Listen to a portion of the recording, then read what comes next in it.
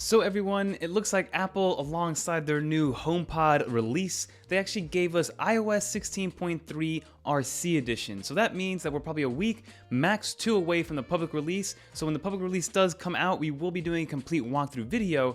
But in this video, I want to show you guys what's new with the RC edition because we got some new little tidbits and some other new updates that are worth sharing with just RC specifically. So without further ado, let's see exactly what Apple gave us with 16.3 release candidate. Let's get into it.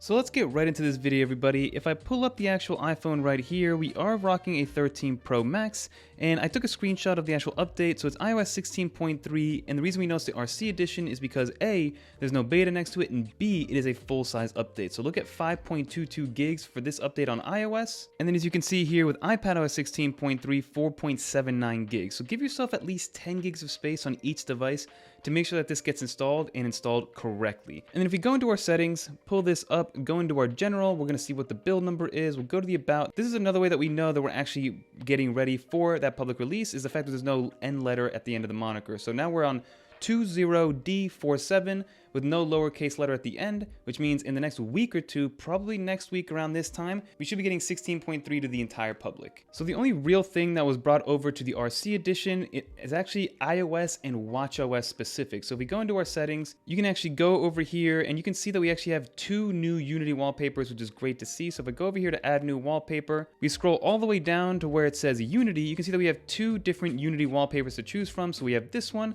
which has Unity, and you can change the actual color to red, orange. You can see the backgrounds are changing or the accent colors are changing, so that's a nice addition. And then over here we have 2 options, which is either the 3 colors right here, or we can go to the 4th color with the yellow on there. So I absolutely love this, and what I did was I actually created a new lock screen. So if I go to my lock screen and then I long press and go over here, you can see that I have a new lock screen, which just shows me everything that I need to know. My weather, my Tesla charge, and then my actual Apple Watch charge as well. So I love these new wallpapers. I'm glad that Apple brought them. I'll put a screenshot of what the actual watchOS ones look like as well, because those complement this exactly. One thing that is kind of unfortunate is that the iPad did not get those wallpapers. Again, I don't know why Apple just kind of forgets about the iPad and the wallpapers on the iPad, but that is something that did not come over. One thing that we did get actually, so if we go into settings and then go into your iCloud, and then scroll down to where it says advanced data protection. So this was a feature that was actually leaked with 16.3 earlier on, but it wasn't actually turned on. But what this basically means is that, as you guys know, iMessage is supposedly end-to-end encrypted, which means nobody has access to it, not even Apple. It's almost impossible to get those iMessages hacked into and things like that, but Apple is now increasing that end-to-end encryption through most of its native applications. So you have device backup, iMessage, iCloud, notes, photos, reminders, Safari, Siri, voice memos, wallet passes, and you can easily turn it on. It's free. As you can see, iCloud encrypts your data to keep it secure. Advanced data protection uses end-to-end encryption to ensure that iCloud data types listed here can only be decrypted on your trusted devices, protecting your information even in the case of a data breach in the cloud. So it basically makes sure that you are fully protected whenever something happens. Because Apple will not have the keys required to recover your data, using advanced data protection requires the setting up of an alternative recovery method in case you ever lose access to your account.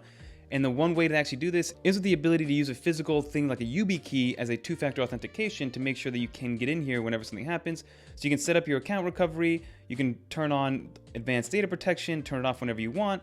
But again, you need to have a way to responsibly be able to get back in here because Apple does not have your data. And if you lock yourself out, then you're kind of SOL. So as you can see on the iPad, it also shows advanced data protection is there.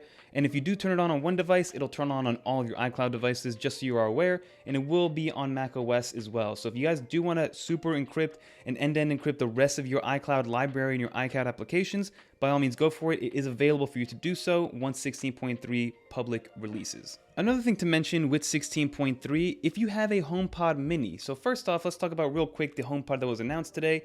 Apple announced their 2nd gen HomePod, which again looks identical to the HomePod that was released about 5 years ago.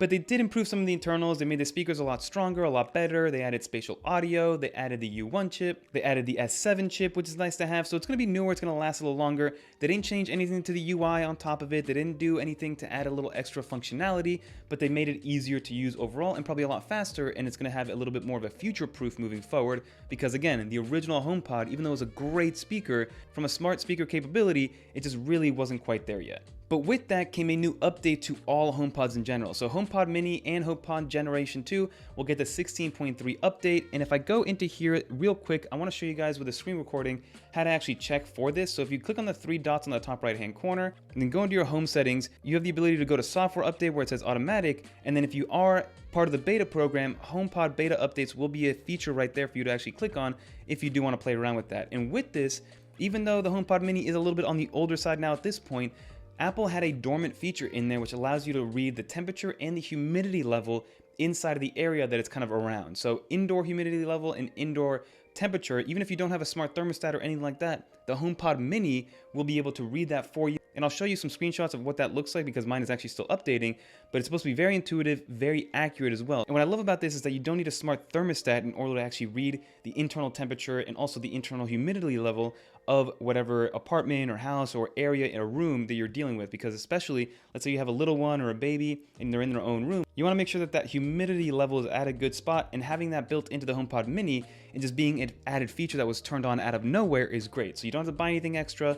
You don't have to go out and replace your HomePod Mini. The HomePod Mini that you currently own will have these sensors and they just get magically turned on with the 16.3 update. But then outside of that, let's take a quick look at battery life. Again, I am dealing with a iPhone 13 Pro Max, so my actually battery health and charging, we are now at 89%. I did get this on day 1 of release about a year and a half ago now. I don't do the best when it comes to battery management overall, but again, 89%, I wish it was a little bit better overall, and I am noticing now that the iPhone 13 Pro Max battery life, if I use it heavily during the day, I'm kind of getting some battery anxiety towards the very, very end of the day. Like I finish my day with 10 to 5% depending on what's going on. But on a day-to-day basis, if we go over the last 10 days, you can see that I'm getting 6 hours and 17 minutes of screen on time, 2 hours of screen off time. Let's go on a day like Monday, we had 7 hours and 17 minutes of screen on time, and that went above the 100%. So I'm getting roughly on 100% charge 6 hours, maybe 6.5 hours on a good day. Keep that in mind. Before I was getting 9 to 10. Comment down below if you guys have an older iPhone like the 13 Pro Max and let me know what it does to your battery life overall. People have been complaining that the 14 Pro Max doesn't get as much battery as the 13 Pro Max. But in my opinion, I just think it's iOS 16 not being as optimized as iOS 15 because of all the new features that they included with 16. But that is what we're dealing with from battery level. And leave some comments down below, like I said, of what your battery life has been doing, especially if you have an older device. I'm always curious. But that is everything that we got with 16.3 RC. Let's get out of here and finish up this video. But that is pretty much going to do it, everybody. Like you saw with the RC edition, it's mostly about making sure that everything is done and ready to go for the public release. The things that we did get were that Unity wallpaper pack for both not only the iPhone, but then also the Apple Watch on watchOS 9, but also we did not get it for iPadOS, which is a little bit disappointing, but overall it was a welcome update. And then we also got the advanced protection to all iOS, iPadOS, and macOS devices, which I thought it was a nice way to kind of finalize 16.3, the RC edition, and get it ready for the entire public. But that is going to do for this video. If you guys did enjoy it, leave a little dolphin in the comments down below so that I know you made it to the end. And if you guys have any other questions, leave them in the comments below. I'll be down there answering them and trying to help out as much as I can. But that is going to do it, everybody. If you want to watch some more iPadOS, iOS, or macOS content, click on one of these right here. But until next time, I'm Fernando, and I'm out of here. Peace.